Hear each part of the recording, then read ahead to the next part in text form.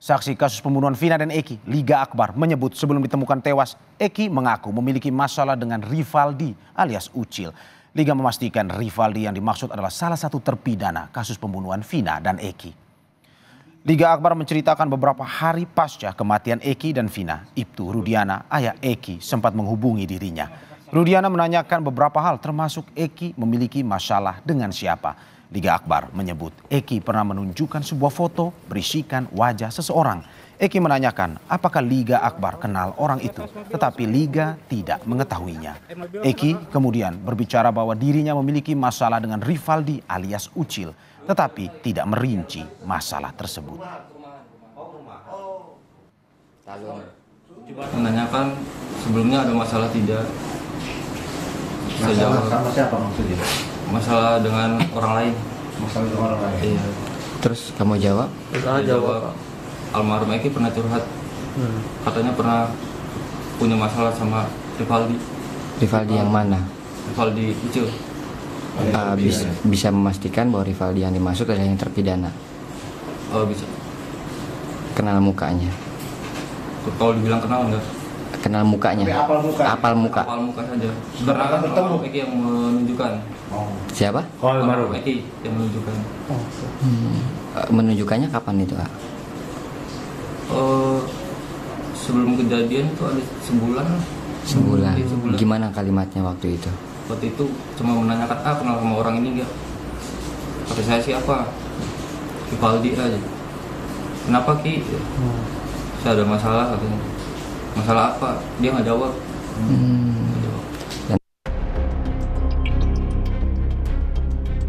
Amunisi kuasa hukum Peggy Setiawan di sidang pra-peradilan kasus Vina kian bertambah. Tony RM meyakini jejak digital antara Peggy dan temannya Dede Kurniawan menegaskan bahwa kliennya tak berada di Cirebon saat peristiwa pembunuhan terjadi. Tony RM mengatakan ada bukti fakta percakapan di kolom chat yang menyatakan Peggy membatalkan pulang ke Cirebon. Sehingga saat peristiwa pembunuhan terjadi, Peggy masih berada di Bandung. Komunikasi antara Dede dengan Peggy Setiawan ya menjelang kejadian dari Juli sampai September memang Peggy Setiawan berada di Bandung dan tidak tahu apa-apa. Jadi dia tidak pulang. Timis kalau hakimnya nggak masuk angin udah. Udah jelas kok. Sekarang alat buktinya apa? Kalau dari bukti-bukti yang saksi-saksi kemudian chat-chat digital ya sudah jelas. Lalu alat bukti dari penyidik apa? Menetapkan Peggy Setiawan sebagai tersangka. Mantan Kabar Eskrim Komjen Purnawirawan Susno Duaji menyebut sejumlah bukti baru yang diungkap kuasa hukum bisa menguntungkan Peggy. Apalagi salah satu saksi, Liga Akbar, telah mencabut BAP dan menyebut bahwa ia tak mengenali Peggy. Susno menilai bukti percakapan Peggy dengan temannya Dede di media sosial bisa digunakan untuk membuktikan Peggy tak bersalah. Ini kan berarti kan meringankan Peggy ya, ditambah lagi dengan kesaksian yang lain, karena kesaksian yang lain mengatakan Peggy tidak ada di sana, tidak ikut dalam perbuatan itu, mereka tidak kenal Peggy, padahal ini tindak pidana yang dilakukan bersama-sama. Ya bagaimana kalau kenal saja tidak, dia berada di situ tidak, dibuktikan bahwa alibinya Peggy pada saat kejadian berada di Bandung, berapa setelah kejadian juga di Bandung, sebelum kejadian juga di Bandung, ya sudah terbebas dia. Sidang pra-peradilan Peggy Setiawan akan dimulai 24 Juni 2024. Polda Jawa Barat pun menyebut akan menyiapkan tim khusus untuk menghadapi pra-peradilan di tengah pengajuan berkas perkara ke pengadilan. Tim Liputan, Kompas TV.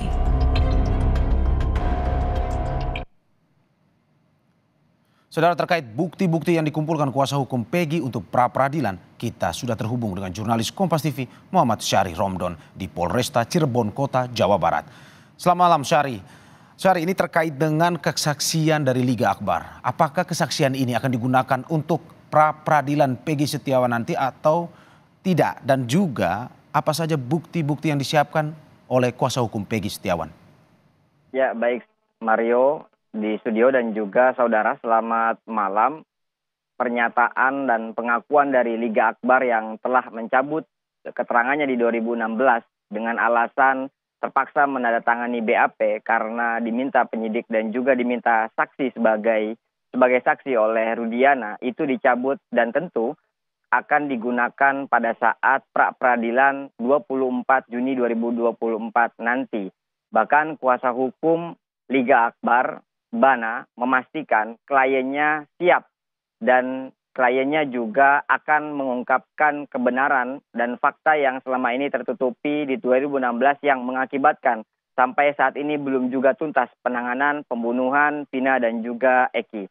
Selain itu, selain Liga Akbar, ada juga beberapa berkas yang juga sudah disiapkan oleh kuasa hukum Peggy Setiawan. Salah satunya adalah satu bendel dokumen permohonan yang sudah diajukan ke Pengadilan Negeri Kota Bandung pada 11 Juni beberapa hari lalu. Kemudian ada juga beberapa jejak-jejak digital Peggy Setiawan dari akun media sosial Facebook-nya yang sudah di-screenshot dan dipastikan akan menjadi bukti penguat pada saat dilakukan pra-peradilan nanti 24 Juni. Selain itu juga ada beberapa saksi-saksi yang sudah disiapkan, namun saksi ini memang masih dirahasiakan oleh tim kuasa hukum sehingga akhirnya pada saat nantinya akan dibawa untuk membantah keterlibatan atau tuduhan Polda Jawa Barat yang telah mentersangkakan Peggy Setiawan.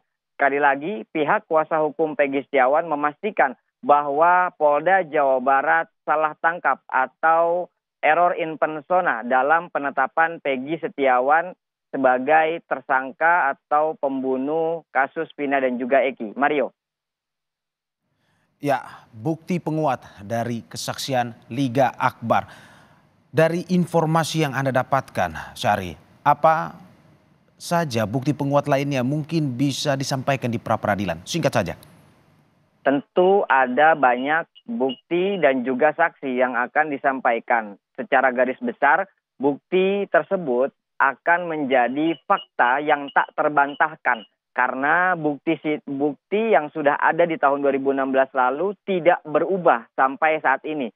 Sementara beberapa keterangan-keterangan saksi lainnya juga terus dihadirkan dan akan diperkuat sesuai dengan apa yang mereka alami, apa yang mereka lakukan. Beberapa diantaranya adalah kerabat-kerabat kerja Peggy pada saat itu yang pada saat 27 Agustus 2016 bersama Peggy di Bandung. Dan juga ada beberapa saksi lainnya yang tentunya akan menguatkan Peggy Setiawan. Selain itu, pihak Polda Jawa Barat juga menyiapkan beberapa tim hukum yang juga akan dihadirkan pada saat pra-peradilan mendatang. Tentu Mario, hal ini sangat dinanti oleh publik secara luas karena penuntasan kasus ini sangat tertunda, sangat panjang, yakni 8 tahun silam hingga saat ini masih belum juga selesai. Dan tentunya keputusan nanti diharapkan memberikan keadilan kepada para seluruh korban yang terlibat dalam kasus ini. Baik, Syahri. Mario. Ya, persiapan terus dilakukan dan kita menunggu bagaimana perkembangan kasus ini. Terima kasih Muhammad Syahri Romdon atas laporannya dan selamat bertugas kembali.